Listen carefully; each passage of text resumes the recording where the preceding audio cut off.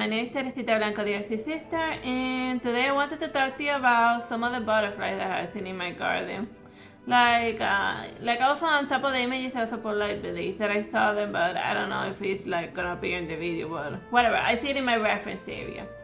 So like the first one is like it's very common to see in February in like I live in Kendall, Florida. Like it's very common to see in like Florida Kendall like the little zebra butterflies. They get it, but of course this is assuming that you have some sort of flower that has any nectar for them, because if you don't have even one little bit of a flower or a flowering tree that flowers at least once per century, then obviously you're not gonna see any butterflies. So yeah, they like to hang out in like the green leaves, and yeah, and I'm happy to take a very nice photo, three of them, and you see like all of their nice coloration and so forth.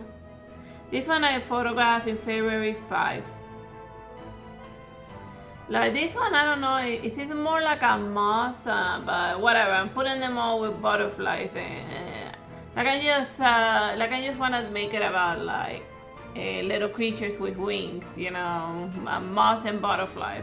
Potato. I guess like the biggest difference between a moth and a butterfly is that a moth is more hairy than a butterfly. Whatever.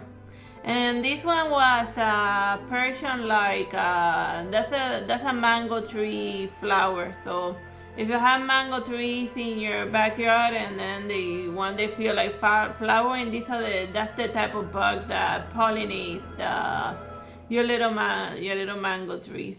Like I see that there's also other types of bugs that like butterflies and moths that show up at night, but like I don't like hanging out in my backyard at night because among those butterflies and stuff, the thing that shows up at night a lot are frogs, opossum, cats, even bigger cats. Raccoons. Oh yeah, there's definitely a lot of Mr. Raccoons hanging out here, and oh yeah, and mostly bats. It's a good way to become Batman in my backyard in the middle of the night. It's scary. Like the moth is from February 29. These sets of butterflies, I photographed them in July 12. Like, and the flower that they're all hanging around on is like those orange looking like little Mexican soft flowers. They grow very well in my backyard. It doesn't require any high level of special planting, and like they're super easy to grow, and they are not only do they attract those nice little orange butterflies, but also a bunch of other types. And this one is a monarch butterfly that I photographed in June the 2nd. So I guess the butterfly was probably thinking that it was gonna camouflage against like that branch of against a dead withered palm tree. Like it's not just flower stuff that attract them. They sometimes just like to just rest from the tree, because remember that the monarch butterfly, I think it's a monarch butterfly, they like to go from all the, yeah, because there's also some butterflies that mimic them. So you know it's very potato type of situation. Because there's a lot of mimicry in like the bug realm. I once saw like a stick bug, but I wasn't able to like get a good photo of it, because not that it ran, I ran because it jumped me. You know, those ones that look. Yeah, back when we had a phone. Ah. Yeah. Like this one I photographed in June 23. And I don't know which type it is. I think it's a swallowtail Florida butterfly or something, you know. And as you can see, the darkness around it is like I photographed this one like very late at night. So yeah, like if you're doing nighttime photography with butterflies and stuff, you know, yeah, bring your strongest flash. And like the butterflies are super chill about it, because most of the they only bother to look for food and stuff usually in the morning, and then at night they just find a nice place to like hang out and rest before heading out again. And this one came out very beautifully, with even like its golden bun. This one is, I think it's a moth because it looks, it's if he has a tail, it's a monkey. So then if he has a lot of hair, it's usually a moth, not a butterfly.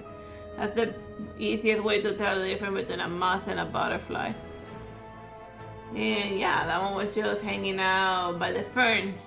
You know, those things that like are usually in like your backyard, like well, I don't know how your backyard is. It just I see them very common in my backyard and other people's gardens. You know, just some weird bush areas where the cats live. Not the small household cat, but the big ones.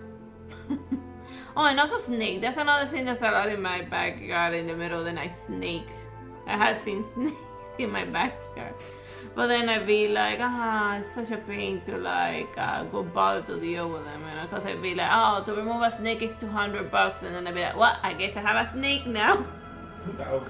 Oh, it was 2,000. That's why we didn't bother to try to remove the snake, cause like it cost $2,000 to remove it out of the backyard, and then I'd be like, well, I guess we have a snake now.